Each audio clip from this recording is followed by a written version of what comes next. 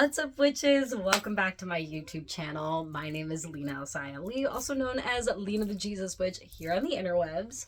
Today, I'm going to be talking to you all about the books that I read in the month of February. If you listened to my goals for 2026 episode of the Jesus Witch podcast, you would know that one of my goals was to read exactly one fiction book. Well, this month I completed that goal. I read one fiction book that awakened the reading bug that lived inside of me, that was birthed when I read Twilight the first time in middle school. That bug was asleep for a while, motherhood and like nonfiction books learning about witchery really got me for years. But now that fiction reading bug, she's alive again. She's well, she's thriving because she's reading a lot of books. So this month in February, I read 9 books. I'm a nerd, okay? Nerd. I'll say it here. Say it first. Nerd. But I read 9 books this month, and how I did that. So obviously I stay home with my 3 kids. I homeschool them. I just decided to give up doom scrolling. I don't scroll on apps anymore. If I feel the itch to scroll, I will allow myself to for like 5-10 minutes, but it's not fulfilling anymore. So instead I choose to pick up books. And with the when I'm doing tasks with my kids, I will take a 5, 10, 30-minute break in between doing things with them. And I used to just sit there and doom scroll on my phone. And instead I read books. And I prioritize my reading too. My eldest also really likes to read books, so him and I will go on reading dates where my husband keeps our younger two kiddos, and so our eldest and I can go and read, and we'll sit and read for like 2 hours. I'm also a speed reader. I read like about a page a minute. If it's a book I've read before, I could definitely read a page and a half a minute, but for new books, I give each page at least a minute just so I make sure that I digest the information. But I am a speed reader, so that I feel like helped with the amount of books that I read. My kids are not in co-op right now or anything. We take breaks for the winter, so we haven't been doing a lot of outings, which has given me a lot of time to read my books. The biggest outing that I do with my kids is I bring them to the library where my little two are distracted and they play with toys, so I can read more books. So anyway, basically, as a stay-at-home mom who works at home, has 3 kids, does a lot of shit, I've read 9 books this month because I prioritized reading. So if I can do it, I feel like anybody can at least read 1 book a month. So anyway, we're going to go through all of the 9 books that I read. I'm going to rate them for you, give you a little description and what I thought of them. I'm going to try not to do any spoilers, so no spoilers. You also may be saying to yourself, Lina, you read 9 books this month. Why do you only have 1 with you? Well, the answer is I got these all at my library. And I live in a small town. So if my small town library has all of these awesome books, yours will too. Go to your library. I would not have been able to read this amount of books without my library. So shout out to my local library for feeding my reading bug. Like I said, this February I read 9 books. Let's talk about them.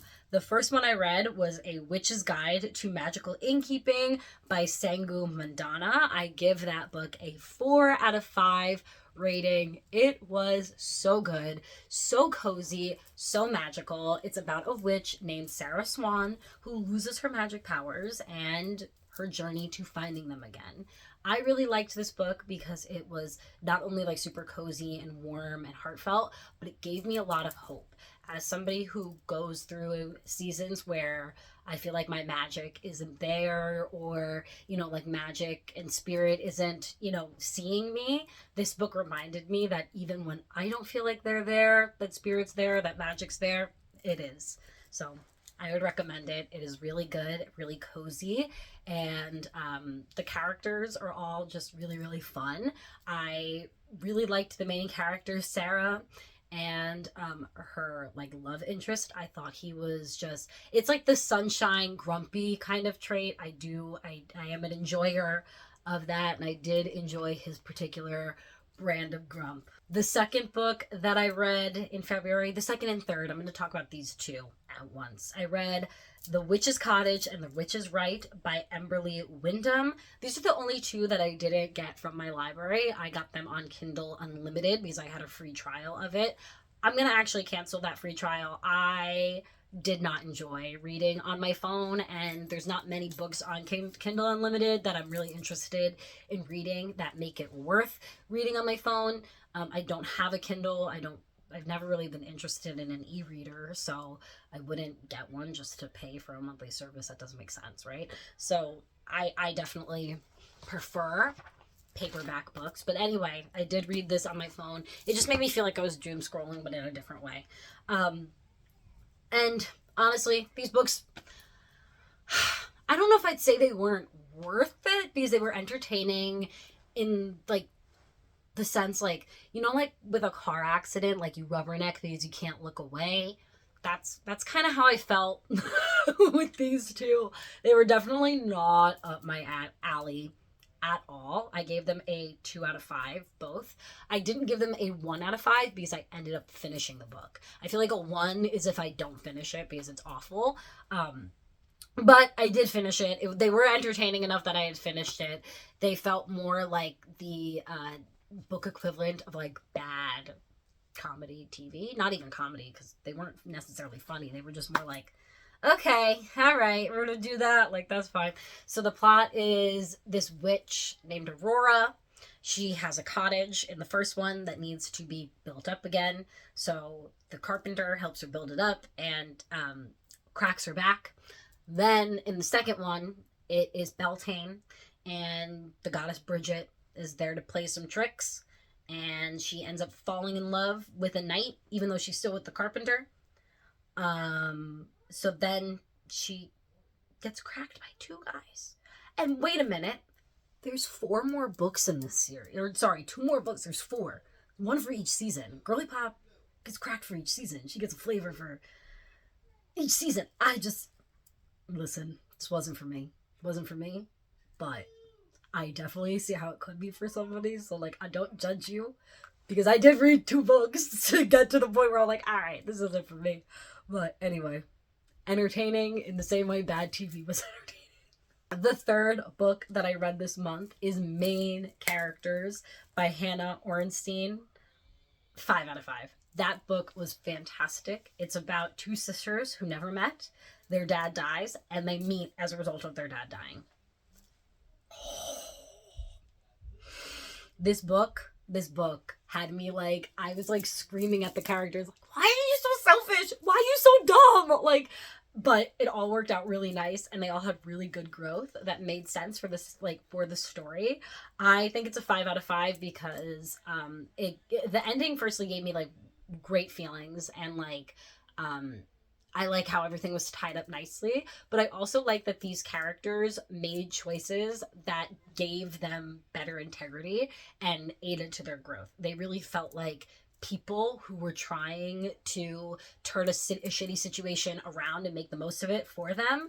And they really did. And I liked it. I really liked the whole concept of it. It was really good.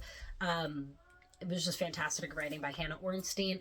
My biggest gripe with it is that it's a very summery book. I shouldn't have read it in the dead of winter because it made me want it to be summer, but at least I'm a little more excited for summer now. I'll probably read this again in the summertime. Anyway, the next book that I read was The Secret Society of Irregular Witches by Sangu Mandana.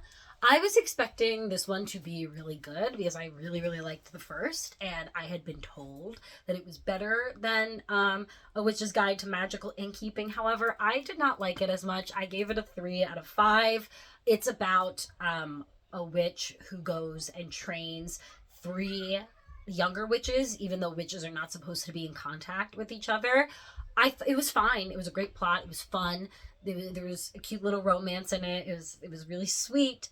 However, I think for me, like, I'm around my 3 kids all the time, so I kind of like read to like get into a different world and a different mindset. And it was basically a witch homeschooling 3 kids. I was like, well, that's like my life. I don't need to read this. I live it. So that's why I don't think I was personally a big fan of it, but I do think I would recommend reading it because it was a nice, cozy, witchy, romantic-y, fun read. The next book I read was Payback's a Witch by Lana Harper. I gave this one a 4 out of 5. However, I think I'm gonna redo that and give it a 3 out of 5. It is about a witch who wants to go get revenge on her ex, like basically. That's basically the plot. With two others, and they all team up together to have this elaborate revenge plot. And during it, two of them fall in love. It's very cutesy. I initially gave it a 4 out of 5 because I did like the concept of like they got payback on him without like hexing him and doing it in like a very like way that was empowering for them. However, what I didn't like about it is that so like the whole premise is that this broke her heart in high school. Her name's Emily, or Emmeline, Emmy.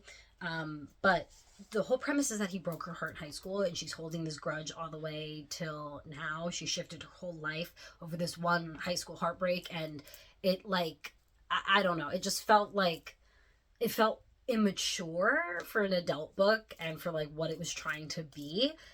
This one is a series. I actually have the second book from my library in the series on my desk. I'm still debating on if I really want to read it or not. I can't decide if I still want to keep going in the Thistle Grove world building, but yeah, Payback's a Witch. It was okay. It was okay. It was, it was a nice little like, if you have time to read a book and you have nothing else to read, I would say pick that up, but I don't know if I would necessarily recommend it. However, this one I would highly recommend. Written in the Stars by Alexandra Belfer. 5 out of 5. It's about a girly who is creating an astrology dating app who falls for her business partner's sister. It is so good.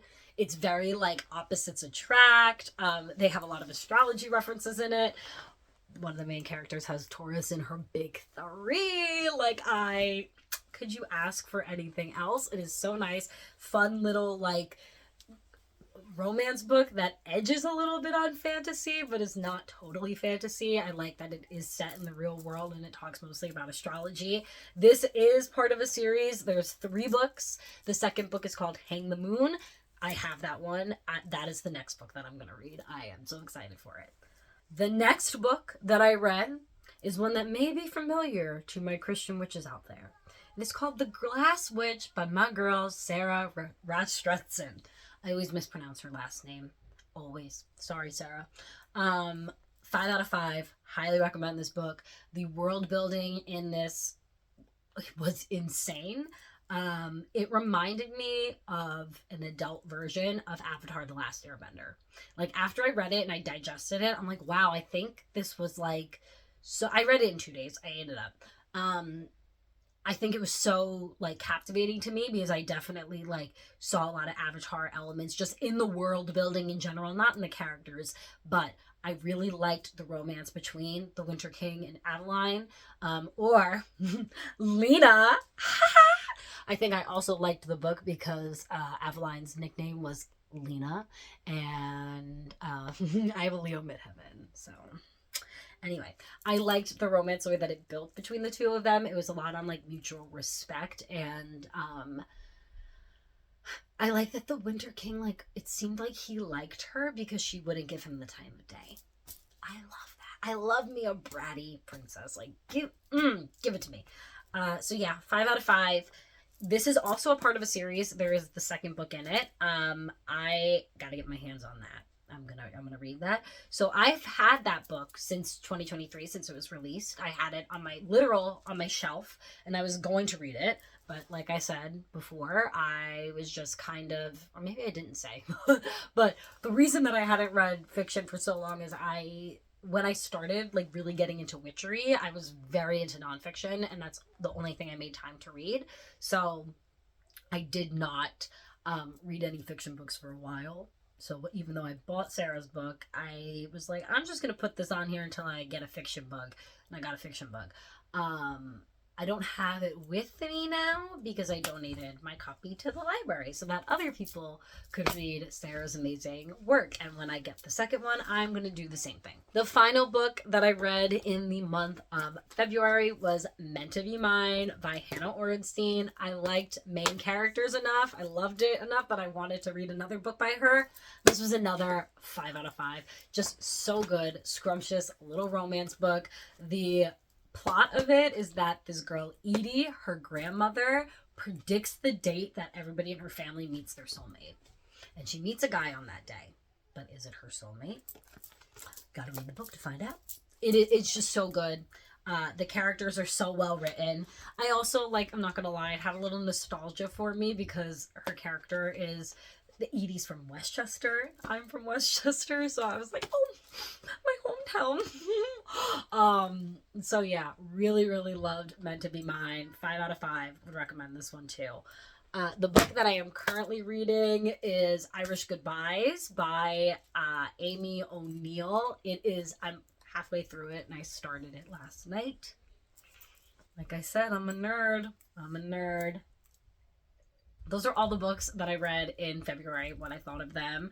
I don't know if I'm going to do this kind of video every month. If I read 9 books every month, then I will. But I'm going to do it as I read a lot of books so that we're not just like talking about 2 or 3. So anyway, thank you so much for watching and I'll talk to you soon. Bye.